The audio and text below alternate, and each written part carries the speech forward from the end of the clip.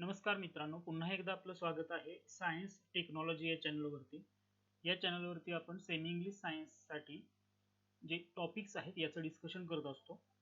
Class 9 topic 1 laws of motion part 6.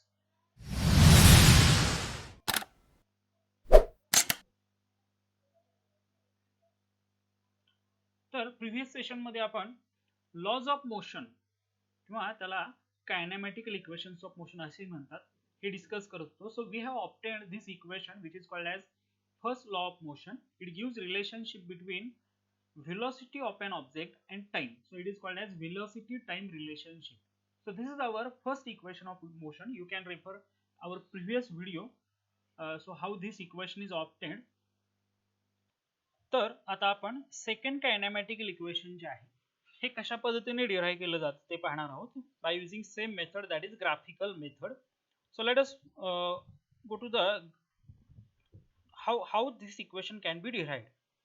So here you can see the graph which is showing velocity time graph for the motion. Now let us suppose that an object is in uniform acceleration, that is A. आता आठवण्याचा जरा प्रयत्न करा, ज्या object साठी आपण हे equation derive करतोय तो ऑब्जेक्ट जो आहे त्याची इनिशियल व्हेलॉसिटी u आहे. Okay, then the acceleration, that object is in uniform acceleration, त्याचा acceleration a आहे. So because of such acceleration or because of acceleration what happens, that object cover the distance. आता u to v पर्यंत म्हणजे या time t मध्ये object ची initial velocity u होती. After time t, because of this acceleration it becomes v, and meanwhile it covers the distance which is equal to s. So this is nothing but displacement of the given object. So the distance s within the time t. So again an object with uniform velocity u, initial velocity is u, object ची velocity जी आहे not uniform velocity, initial velocity u आहे. Then within time t, after acceleration a is applied on an object, so within time t it attains velocity v which is final velocity, आणि मग या time दरम्यान त्या ऑब्जेक्टची distance cover झालेली आहे ती आहे s एवढी. So s is distance or displacement, as object is in straight line path. Here distance and displacement is same. Now from the graph let us calculate the displacement. आता जरा आठवण्याचा प्रयत्न करा, प्रिव्हियस सेशन मध्ये आपण अशा प्रकारची जर व्हेलॉसिटी असेल, युनिफॉर्मली ऍक्सिलरेटेड मोशन जर असेल तर जो आपल्याला ग्राफ मिळतो तो स्ट्रेट लाईन मिळतो. So here we get straight line graph, you can see in the image. So हा तुमचा स्ट्रेट लाईन ग्राफ आहे, इनिशियल पॉइंट डी आहे आणि फायनल पॉइंट त्याचा बी आहे. So this is your graph.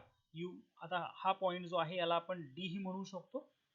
त्यावेळी व्हेलॉसिटी ऑब्जेक्टची आहे u, आणि हा जो पॉइंट आहे त्याला पॉइंट आपण बी ही म्हणू शकतो, त्यावेळी व्हेलॉसिटी ऑब्जेक्टची आहे फायनल व्हेलॉसिटी v आहे. ओके, आणि हेच आपण इथं ग्राफिकली रिप्रेझेंट केलेलं आहे.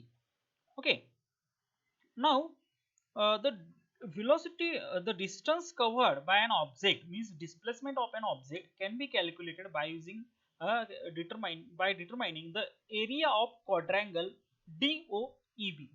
तर जरा आठवण्याचा प्रयत्न करा, आपल्याला इथून याच टाइम स्पॅन पासून म्हणजे O पासून E पर्यंत या टाइम स्पॅन मध्ये त्या ऑब्जेक्टची कव्हर झालेली डिस्टन्स आपल्याला डिटरमाइन करायची आहे.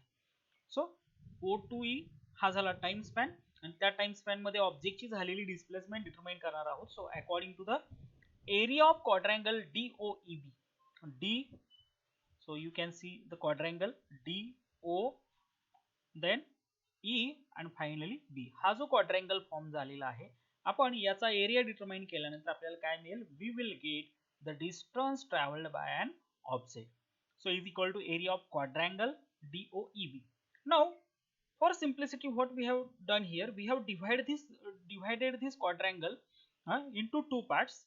DOEA हा जो आहे हा झाला rectangle, so rectangle plus this one is DAB हा झाला triangle.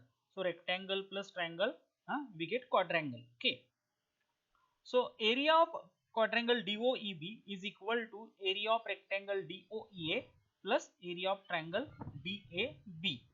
So again this area DOEA, we can see here DO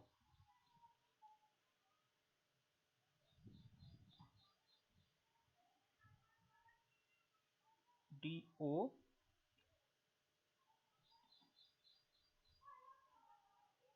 so DOEA. So this is nothing but area of rectangle.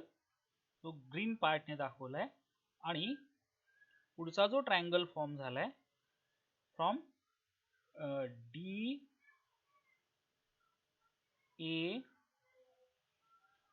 and B, हा जो triangle form झालेला आहे DAB या ट्रायंगलचा area, so दोन्हींचं सम केल्यानंतर आपल्याला या क्वाड्रँगलचा एरिया मिळणार आहे. So we will get area of quadrangle by taking sum of the area of both rectangle and triangle. Now in this rectangle we have AE. So what is AE? This one, and OE this one. आता AE काय represent करतं पहा, AE ही जी length आहे, this length इथून इथपर्यंत, this length is, आता ही कोणत्या ऍक्सिसला पॅरलल आहे? It is parallel to y axis. So it represent what? Velocity. म्हणजे जी डिस्टन्स ज्या ऍक्सिसला पॅरलल आहे त्याला ती रिप्रेझेंट करते. आता इथं AE जे आहे हे काय आहे? AE is equal to u. So AE is nothing but our initial velocity at point D.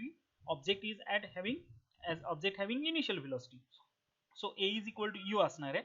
Then OE, where is OE? O to E. हे सरळ आपल्याला सरळ सरळ दिसतंय की हे असेल आपलं time. Then 1/2 into AB into DA. So we have this triangle. So 1/2 into AB. AB हे काय झालं? This one. Okay, height, and DA हा झाला बेस झाला ट्रायंगलचा. But AB represent what? Again it represent, AB म्हणजे काय दाखवते पहा, इथं V आहे आणि इथं U आहे. So AB represents what?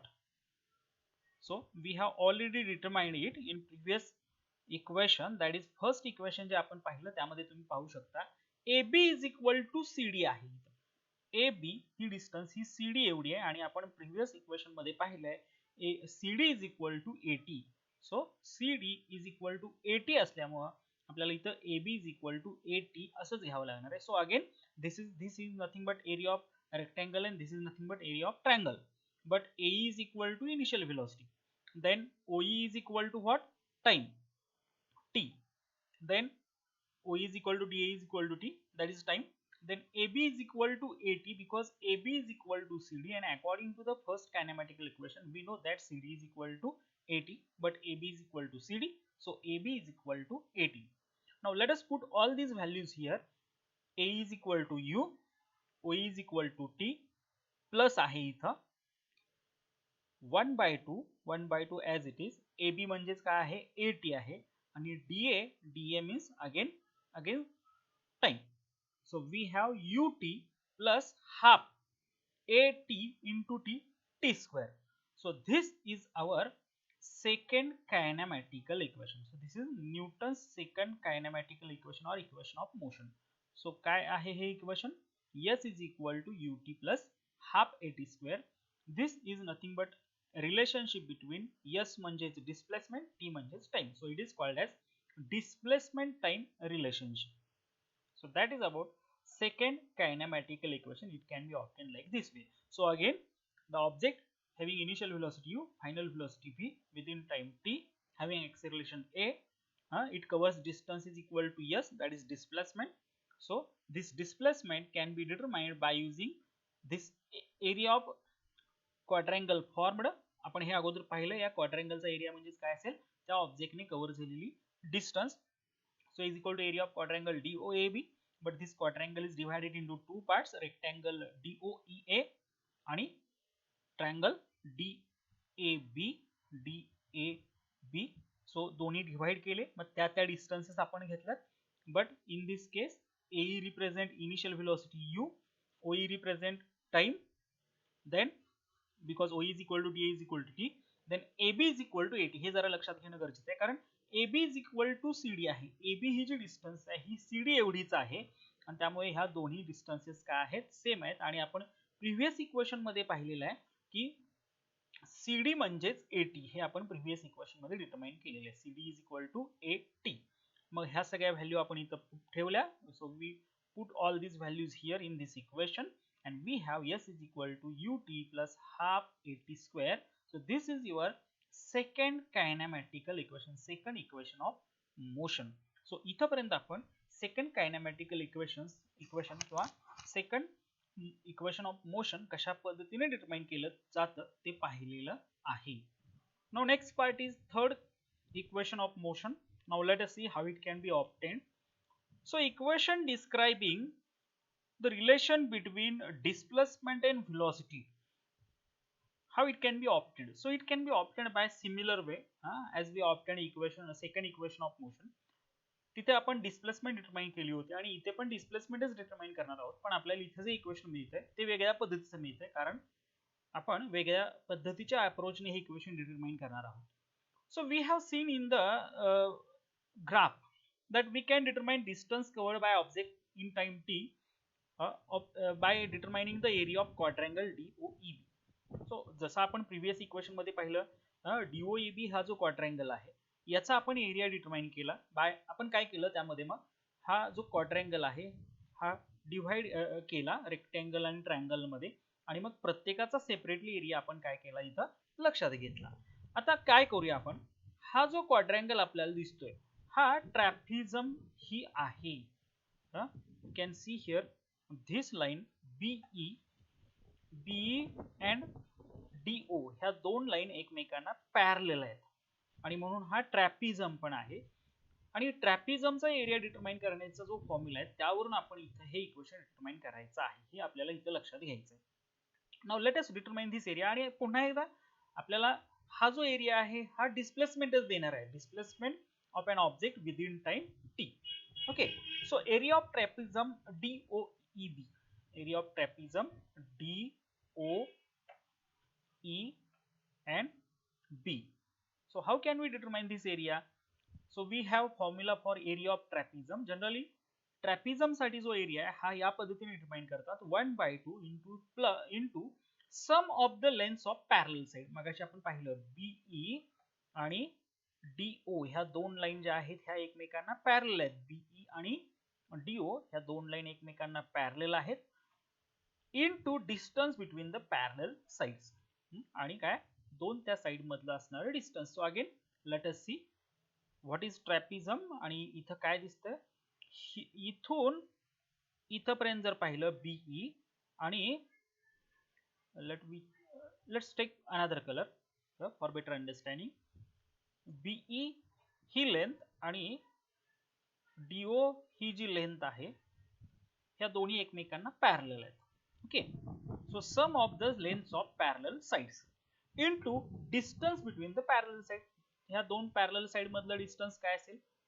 Okay, so this is nothing but this one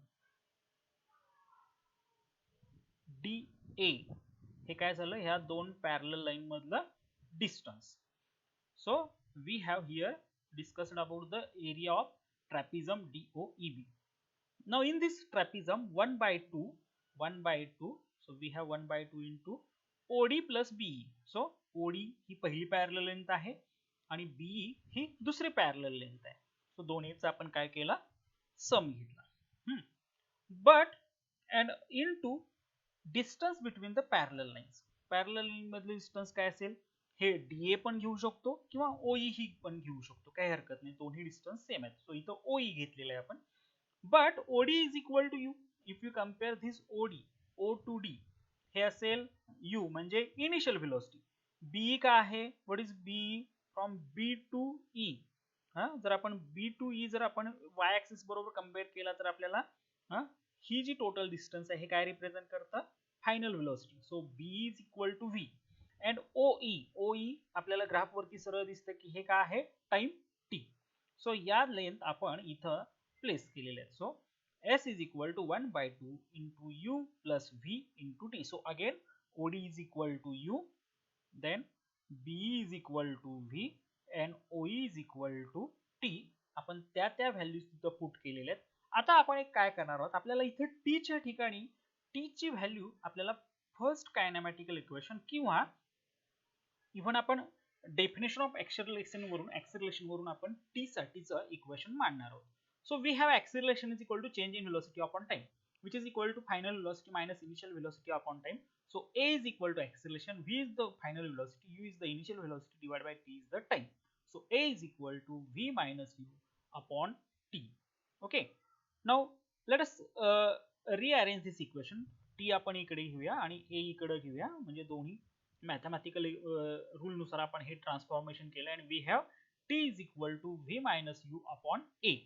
so हे जे आपल्याला t चं इक्वेशन मिळालेलं आहे, let us put this value in equation number 1. तेच आपण इथे केलंय. If you put this value in this equation, we have 1/2 आहे असा आला, v प्लस u हा आहे असा आलाय, आणि v minus u upon a, म्हणजे हे इक्वेशन आपण t साठी घेतलं ते इथं आपण पुट केलं. सो जर आपण सॉल्व केलं हे इक्वेशन, तर आपल्याला हे इक्वेशन मिळतं. जे न्यूमरेटर मध्ये आहेत ते त्या व्हॅल्यूज आपण वरती घेतल्या आणि डिनॉमिनेटर मध्ये 2 आणि a आहे ते खाली घेतलेले. ओके, नाउ जर आपण हे इक्वेशन पाहिलं तर यामध्ये ह्या ज्या दोन टर्म्स आपल्याला दिसत आहेत, टर्म्स न्यूमरेटर मधल्या ज्या दोन टर्म्स आपल्याला दिसत आहेत, v plus u into v minus u. So तुम्ही मॅथमॅटिक्स मध्ये पाहिलं असेल असं काही, तर you might have seen such kind of thing in mathematics. Bracket मध्ये a plus b into another bracket a minus b जर घेतला, अकॉर्डिंग टू मॅथमॅटिक्स काय येतं, a square minus b square. हे मॅथमॅटिक्सच्या रूल नुसार आपण म्हणतोय. So is equal to a square minus b square. मग त्याच पद्धतीने तर v plus u into v minus u आहे, जर हा प्रोडक्ट केला तर काय मिळेल, v square minus u square असं इक्वेशन आपल्याला इथं मिळणार आहे. हे आपण इथं लक्षात घ्यायचं आहे. Okay, sorry for the interruption, मी जरा थोडंफार रिवाइज करतो, मग ते स्क्रीन वेगळी आल्यामुळे. सो मॅथमॅटिक्स मध्ये आपल्याला माहिती आहे अशा पद्धतीचं इक्वेशन पाहिलं असेल, a प्लस b हे पहिल्या ब्रॅकेट मध्ये इंटू a मायनस b, हे जर सेकंड ब्रॅकेट मध्ये असं असेल a मायनस b, तर हे इक्वेशन आपण असं लिहितो, is equal to a square minus b square. Okay, so हा मॅथमॅटिक्सचा फॉर्म्युला आपण इथं लक्षात घेतला आणि त्याच पद्धतीने आपण इथं हे इक्वेशन लक्षात घेतोय. So v plus u into v minus u is equal to v square minus u square. So आपण हे काय केलं का पहा, पुढल्या स्टेप मध्ये हा 2a इकडे घेतलेला आहे. So 2a is shifted on left hand side. Okay, आणि ह्या दोन्हींचा प्रोडक्ट काय आला, v square minus u square. So 2as is equal to v square minus u square. And मग काय केलं इथे स्टेप जर आपण वेगळ्या पद्धतीने लक्षात घेऊ, दोन्ही side 2as, okay, 2as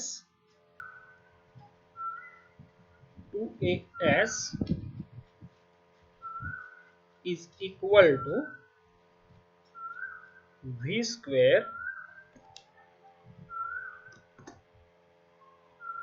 minus u square. आता मी काय करतो पहा, हा u स्क्वेअर जो आहे हा लेफ्ट हँड साइडला, राइट हँड साइडला मायनस साइन आहे, तो लेफ्ट हँड साइडला जर शिफ्ट केला तर हा होईल u स्क्वेअर प्लस होईल, प्लस 2as हा आहे असा राहणार आहे, is equal to v square. आणि ह्या इक्वेशनच्या लेफ्ट हँड साइड आणि राइट हँड साइड सेम आहे आणि म्हणून आपण लिहू शकतो v square is equal to u square plus twice as.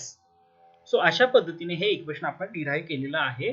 This is the Newton's third equation of motion. So again let us revise something. So here this quadrangle which is considered for second equation, now it is considered as a trapezium. Okay, and area of trapezium can be determined by using this equation 1/2 into sum of the parallel lengths into distance between the parallel sides.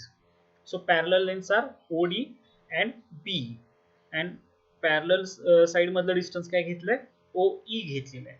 But OD represent initial velocity u, B represent final velocity v, and OE represent time. Okay, so आपण या इक्वेशनला आलो, equation number 2. आता यामध्ये आपण काय करणार आहोत, T साठी आपण एक चेंज करणार आहोत, ट्रान्सफॉर्मेशन करणार आहोत. So a is equal to v minus u upon t according to the definition of acceleration.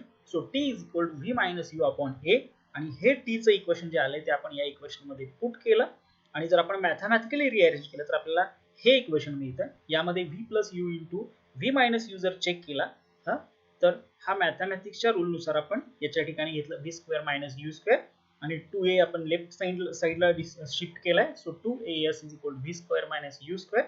So v square is equal to u square plus twice as. So this is our third kinematical equation. It can be derived like this way. So in this way we have derived all three kinematical equations, which are very very very important. Now let us move to the last part from this unit, which is called as uniform circular motion. Now let us see what is meant by uniform circular motion. So काय म्हणलंय पहा, observe the tip of second hand of the clock. What can you say about its velocity and speed? जर आपण if you look at the speed tip of the second hand of the clock, घड्याळामध्ये जो second काटा आहे त्याचं जर आपण tip टोक जे आहे याचं जर स्पीड पाहिलं आणि व्हेलॉसिटी पाहिलं तर यामध्ये काय दिसतंय तुम्हाला, काय व्हेलॉसिटी काय असेल त्याची? It's velocity speed of the tip is constant. तो जो सेकंड हँड आहे याचं स्पीड हे कॉन्स्टंट राहतं, तो कॉन्स्टंटली फिरत असतोय. बट तिथे जर आपण त्याची व्हेलॉसिटी लक्षात घेतली, if you consider velocity, it continuously changes because the direction and displacement changes. कारण तो काटा कंटिन्युअसली फिरत असतो त्यामुळे त्याची डायरेक्शन चेंज होते, त्यामुळे त्याची डिस्प्लेसमेंट पण बदलते आणि व्हेलॉसिटी पण कंटिन्युअसली काय होत असते, चेंज होत असते. As the tip is moving along a circular path, its motion is called as uniform circular motion. And the tip of that second hand is continuously moving in circular path. तो जो tip second हँडचं जे tip आहे हे continuously circular path मध्ये फिरत असतात, आणि म्हणून तो युनिफॉर्म सर्क्युलर मोशन मध्ये आहे असं आपण म्हणू शकतो. Can you give some more examples of such motion? असे काही एक्झाम्पल तुम्ही देऊ शकता का? देऊ शकता. You can we can consider motion of earth around sun, okay, or moon around earth. असे काही एक्झाम्पल आहेत. The motion of electrons around the nucleus. So these are some examples of circular motion. Now what we have discussed here, if object is moving along a circular path, its motion is called as uniform circular motion. एखादा object जर circular path मध्ये फिरत असेल तर त्याची जी motion आहे याला आपण युनिफॉर्म सर्क्युलर मोशन असं म्हणतो. आणि युनिफॉर्म सर्क्युलर मोशनचं एक इम्पॉर्टन्स असं आहे, speed remains constant but velocity and displacement constantly changes. Circular motion मध्ये जो ऑब्जेक्ट आहे त्याचं स्पीड कॉन्स्टंट राहतं, पण त्याची व्हेलॉसिटी आणि डिस्प्लेसमेंट कंटिन्युअसली बदलते कारण त्याची डायरेक्शन बदलत असते. Now let us move to the activity. Try out and think about it. Draw a rectangle path. So rectangle path is drawn. त्याचे डायरेक्शन दाखवलेले आहे. Place a tip of your pencil on the middle of any side and square the path and trace the path. समजा आपण इथं ठेवली, या path नुसार जाऊ. स्क्वेअर पाथ मध्ये आलो. Note how many times you have to change the direction. So आपल्याला इथं आल्यानंतर इथं 4 टाइम आपल्याला डायरेक्शन चेंज करावी लागेल. अशाच पद्धतीने काय करूया, now repeat this action for pentagonal and hexagonal and octagonal path. So इथं तुम्हाला दिसत आहेत, समजा मी इथून सुरुवात केली, हा first turn, second direction, third, fourth आणि फिफ्थ, म्हणजे जेवढे कॉर्नर आहेत तेवढे वेळा मला डायरेक्शन चेंज करावी लागते. If you increase the number of sides, आता हा पेंटागॉन झाला, हेक्सागॉन मध्ये 6 टाइम आपल्याला डायरेक्शन चेंज करावी लागेल, हेप्टॅगॉन मध्ये ती 7 टाइम चेंज करावी लागेल, ऑक्टॅगॉन मध्ये 8 टाइम डायरेक्शन चेंज होईल. ओके, मग अशा पद्धतीने समजा आपण काय केलं, if you increase the number of sides of polygon, ह्या साइड जर आपण नंबर ऑफ साइड्स वाढवत गेलो तर आपल्याला काय मिळेल, what we get, if we make it infinite, how many times we have to change our direction, किती वेळा आपल्याला आपली डायरेक्शन चेंज करावी लागेल. तर पहा, यावरती विचार करू शकता तुम्ही. So we have to change the direction, we have to change the direction for How many times? Number of times. If the number of sides in the pentagon increases, then we have to, sorry, in the polygon increases. So let us continue. So if we make the number of sides here, the number of side, if you increase the number of side, we get a polygon. We get a polygon, and if we make it infinite, how many times we have to change the direction? आपल्याला किती वेळा direction change करावी लागेल हे जर आपल्याला लक्षात घ्यायचं आहे. तर पहा पुढे काय म्हटलंय ते. If we increase the number of sides, what will be the shape of path? जर आपण या साइड नंबर ऑफ साइड जर वाढवत गेलो, ओके, तर आपल्याला number of times direction change करावी लागेल, पण जो पाथ मिळणार आहे त्याचा शेप काय असेल? दिस shows that as we increase the number of sides, we have to keep changing the direction more and more times. यामध्ये आता हा हेक्सागॉन आहे, अशा पद्धतीने याचे नंबर ऑफ साइड जेवढ्या साइड वाढतील तेवढे वेळा आपल्याला काय करायला लागणार आहे? डायरेक्शन चेंज करावी लागणार आहे. And when we increase the number of sides to infinity, this polygon becomes a circle. तर हा जो पॉलिगॉन आहे हा फायनली काय जाऊन होणार आहे? It becomes a circle. तो सर्कलच्या फॉर्म मध्ये आपल्याला मिळेल. So when an object is moving along constant speed along a circular path, the change in velocity is due to a change in direction. So लक्षात घ्या, एखादा ऑब्जेक्ट ज्यावेळी circular path मध्ये फिरत असतो त्यावेळी त्याची व्हेलॉसिटी चेंज होते, कारण प्रत्येक पॉइंटला त्याची डायरेक्शन चेंज होत असते. So there is a change in direction, and hence circular motion is the accelerated motion because velocity changes, and changing velocity is called as acceleration. Changing velocity is nothing but acceleration. So when an object moves along a constant speed along the circular path, the motion is called as uniform circular motion. So आपण हे आता पाहिलं. when एखादा object ज्यावेळी circular path मध्ये constant speed मध्ये फिरत असेल तर त्याला आपण युनिफॉर्म सर्क्युलर मोशन असं म्हणतो. For example motion of stone sling or that of any point on the bicycle wheel when they are in uniform motion. So motion of stone in the sling or point on the bicycle wheel. सायकलचं जे चाक आहे त्यावरती कोणताही point असेल किंवा जर आपण एखादा स्टोन घेतला आणि तो थ्रेडला टाय केला आणि फिरवला तर तो पण सर्क्युलर मोशन मध्ये आहे, युनिफॉर्म मोशन मध्ये आहे असं म्हणता येईल. So here what we have discussed, what is meant by uniform circular motion and some of the examples. Now what you have to remember here carefully, in circular motion, in uniform circular motion, velocity of object continuously changes as there is a change in direction. And now we can determine this velocity by using simple formula. If an object is moving along a circular path and radius r, take the time and it take time t to come back to its starting position, its speed can be determined by using following formula. So speed is equal to circumference upon time. Okay, now let us see. आपण हे जे equation आहे, speed of an object in circular motion, circular motion मध्ये जर एखादा object असेल तर त्याचं स्पीड कसं डिटरमाइन करतात ते जरा आपण आता डायग्रामच्या स्वरूपामध्ये पाहूया. सो वी हॅव सर्कल, आपल्याकडे एक सर्कल आहे. ओके, आणि समजा ऑब्जेक्ट जो आहे तो ए या पॉइंट पासून सुरुवात करतो, हा कंटिन्युअसली फिरतो आणि पुन्हा ए या ठिकाणी आला. मग या केस मध्ये starting from point A over the circular path आणि अगेन तो ए या पॉइंट पर्यंत आला, म्हणजे याने किती डिस्टन्स कव्हर केली? So this distance is nothing but equal to the circumference of the circle. सर्कलचा जो सर्कमफ्रन्स आहे किंवा पेरिमीटर आहे एवढी ही डिस्टन्स भरते. आणि त्यानंतर मी आणखी इथं काय दाखवले, ज्या पॉइंटला तो ऑब्जेक्ट आहे त्या ठिकाणी त्याची डायरेक्शन आहे, तो आपण पुढे डिस्कस करणारच आहोत point. So it is equal to the circumference of the circle. आता पुढे काय म्हणले पहा, so speed is equal to distance upon time, but here distance is nothing but equal to the circumference. So time आपण small T घेतलाय आणि distance किती cover झालेली आहे? 2 पाय आर एवढी. So v is equal to 2 pi r upon t, where r is the radius of circle. r हे काय आहे? सर्कलचे रेडियसन आहे, रेडियस आहे. Find out more examples of circular motion in day to day life. So you can find such examples. तुम्ही असे examples शोधू शकता. Now determine the direction of velocity of uniform circular motion.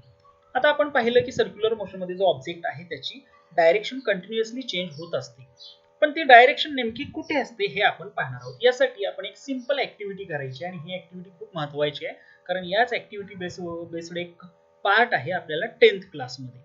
So take a circular disc, put a 5 rupee coin at the point along the edge.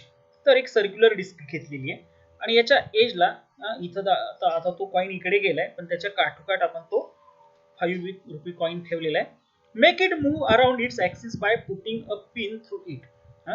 तर ही disk आपण फिरवायला सुरुवात केली, तसं एक डिव्हाइस मिळतं, त्यानुसार ते आपण फिरवू शकतो. So we can rotate this circular disk.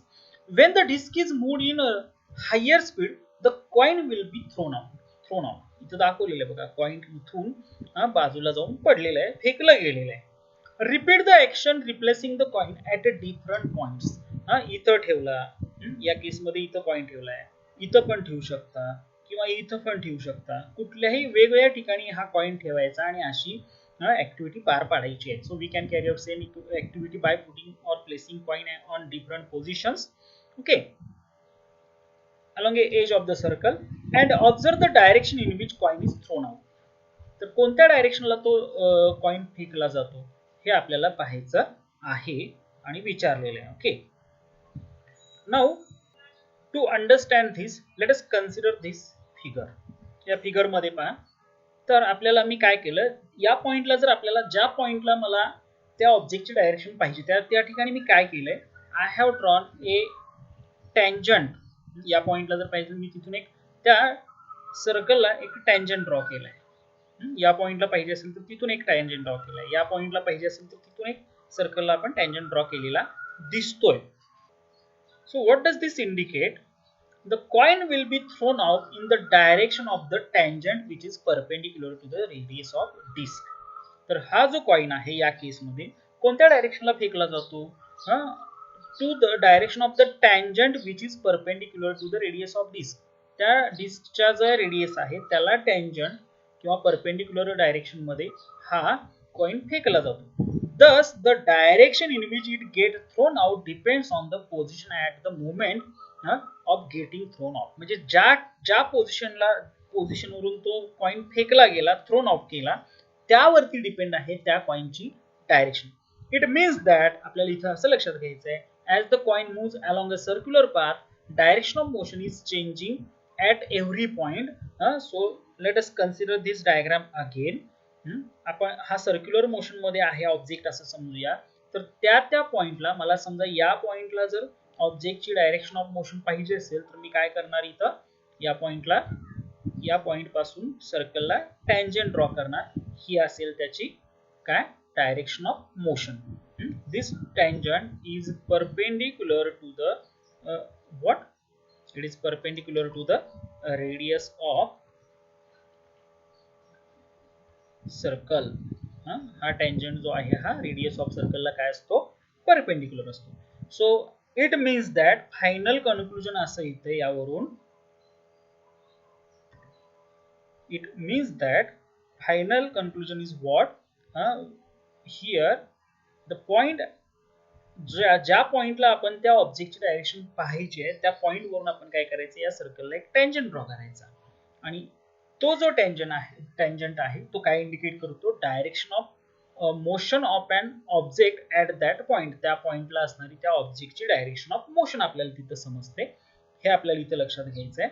आणि याचा अर्थ असा आहे, फायनल कन्क्लुजन आपलं असं होतं यावरून की the direction of motion of an object on in uniform circular motion is perpendicular to the radius of that circular path, or it is a tangent to the circle. Okay, so that is about our first unit. यामध्ये आपल्याला circular motion, त्यानंतर kinematical equations, then velocity time graph, how graphical representation is used to determine the equations of motion, हे काही अतिशय महत्त्वाचे मुद्दे आपण यामध्ये डिस्कस केलेले आहेत. याचे न्यूमरिकल्स तुम्हाला सेपरेटली यावरती सेशन घेतला जाईल. तर सर्वांना एक विनंती आहे, हा चॅनल आपल्या मित्रांच्या ग्रुपमध्ये शेअर करा, त्यांना सबस्क्राईब करायला सांगा की जेणेकरून आम्हाला आणखी असे नवनवीन व्हिडिओ, एज्युकेशनल व्हिडिओ करण्यासाठी प्रोत्साहन मिळेल. तर आपला हा सेशन आजचा इथेच संपलेला आहे. धन्यवाद.